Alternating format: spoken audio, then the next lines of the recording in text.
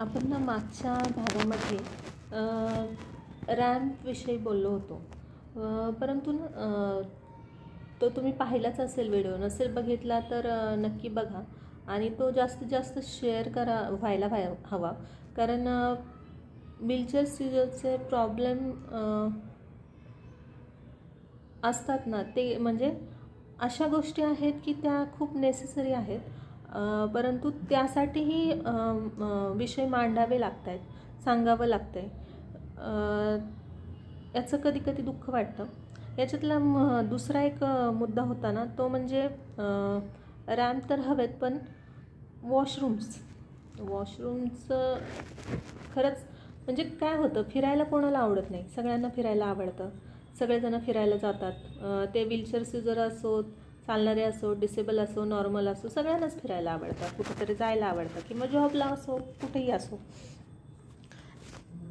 पण मेन मुद्दा काय होतो, दिवसभर जेव्हा आपण बाहेर थांबतो तेव्हा वॉशरूम्स असायला हव्यात.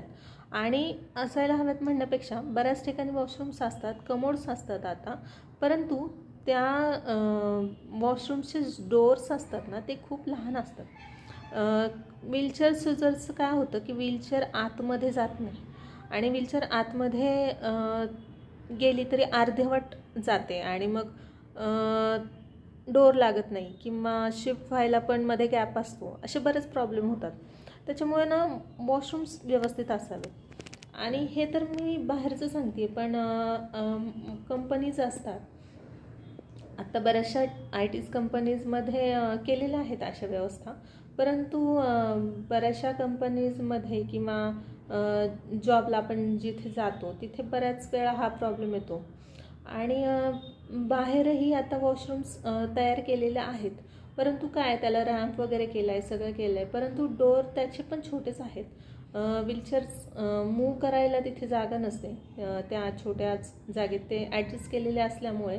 परंतु ज्यांच्यासाठी ते बांधलेलं आहे किंवा त्यांनी त्याचा वापर तर झाला पाहिजे ना त्यांच्याकडून, तर तसे बांधायला हवेत की निदान व्हीलचेअर दरवाजांमधनं आत जावी, व्हीलचेअर तिथं फिरायला जागा असावी अशी. नाही, अन्यथा बांधून त्याचा काहीच उपयोग होणार नाही आहे. आणि हे असे वॉशरूम्स ना जिथे असतात तिथेच शेजारी नॉर्मल पण वॉशरूम्स असतात.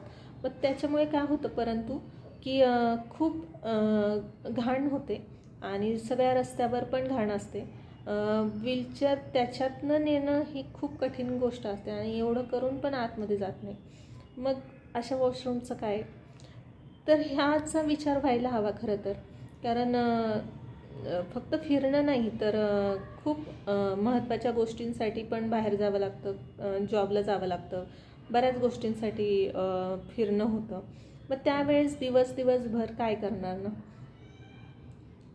प्रत्येकच ठिकाणी असे प्रॉब्लेम्स येतात. तर नक्की आज काहीतरी विचार व्हायला हवा असं मला वाटतं. तुम्हाला काय वाटतं नक्की कमेंट्समध्ये सांगा.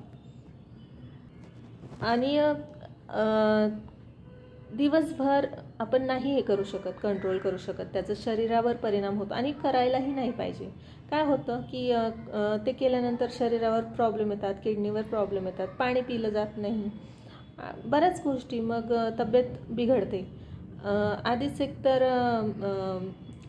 फिजिकली आपण डिसेबिलिटी म्हणतो, आणि त्याच्यामध्ये अजून रोग ओढावून घेतल्यासारखं असं होतं या गोष्टीमुळे. त्याच्यामुळे या बेसिक गोष्टी आहेत, नेसेसरी गोष्टी आहेत, गरजेच्या गोष्टी आहेत, याचा विचार नक्की खरंच व्हायला हवा.